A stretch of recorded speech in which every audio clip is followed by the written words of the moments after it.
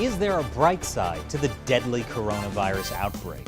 The Chinese Communist Party has found one in the most horrifying way that you can imagine.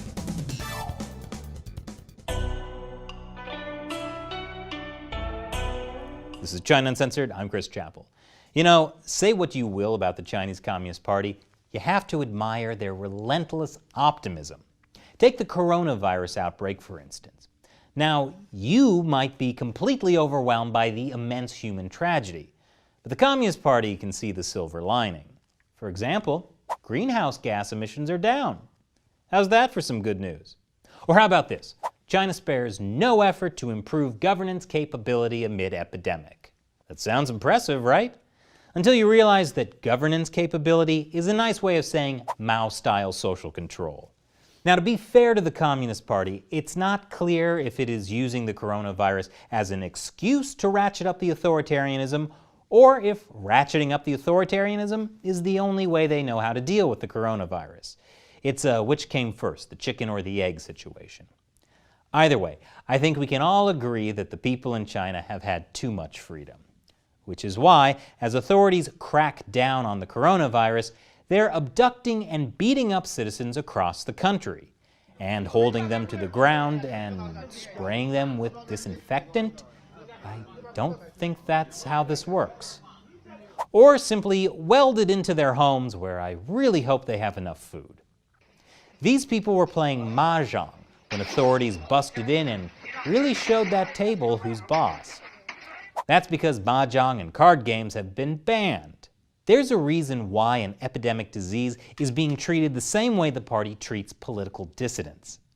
Chinese leader Xi Jinping has fired both the party secretary of Hubei province and the party secretary of the city of Wuhan, where the coronavirus outbreak began. In case you don't know, the party secretary outranks the governor or mayor of the same region.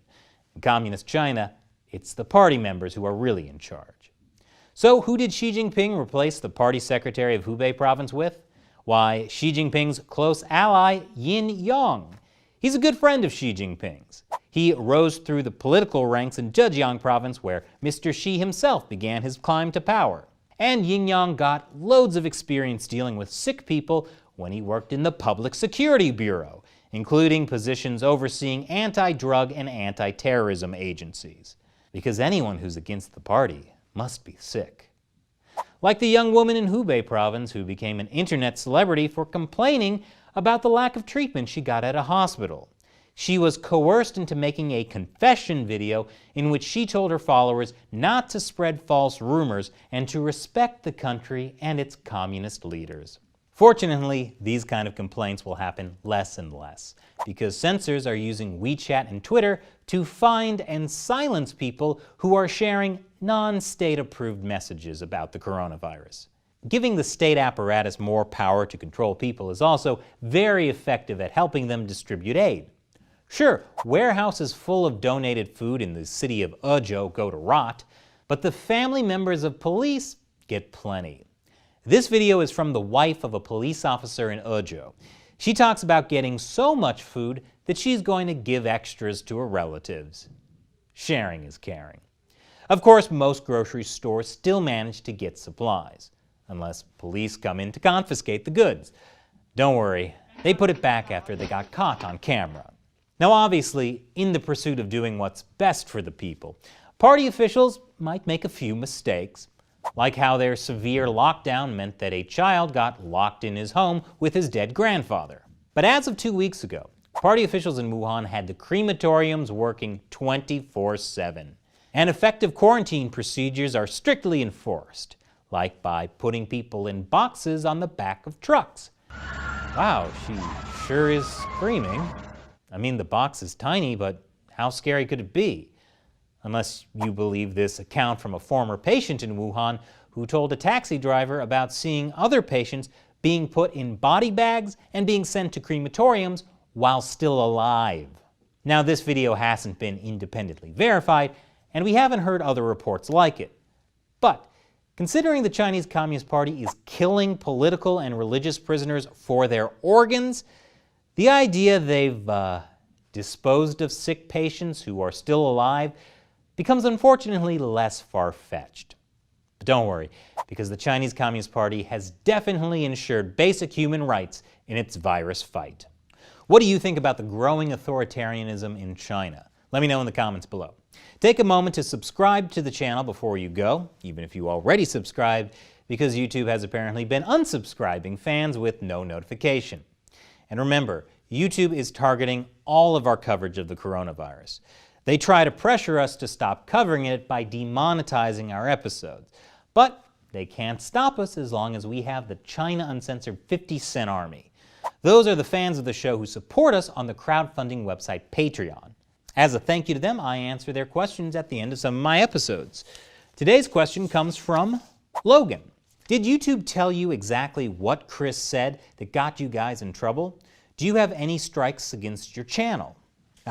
I think Logan is talking about our recent episode, China's Coronavirus Cure. If you need a reminder what the cure was, it was this.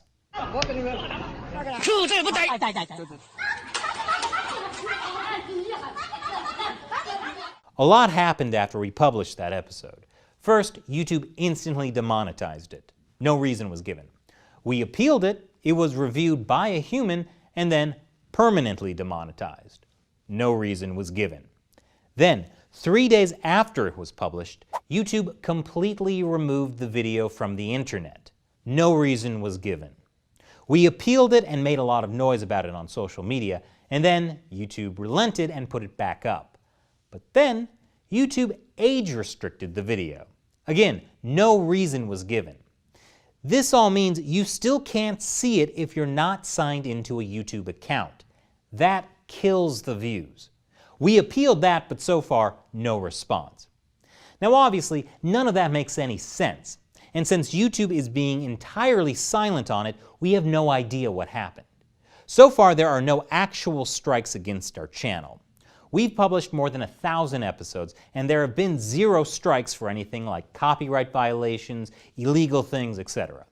Strikes would actually risk the entire channel getting shut down. Of course, I really can't say I know what would constitute a strike and who we would talk to if someday YouTube really did decide to take down China Uncensored.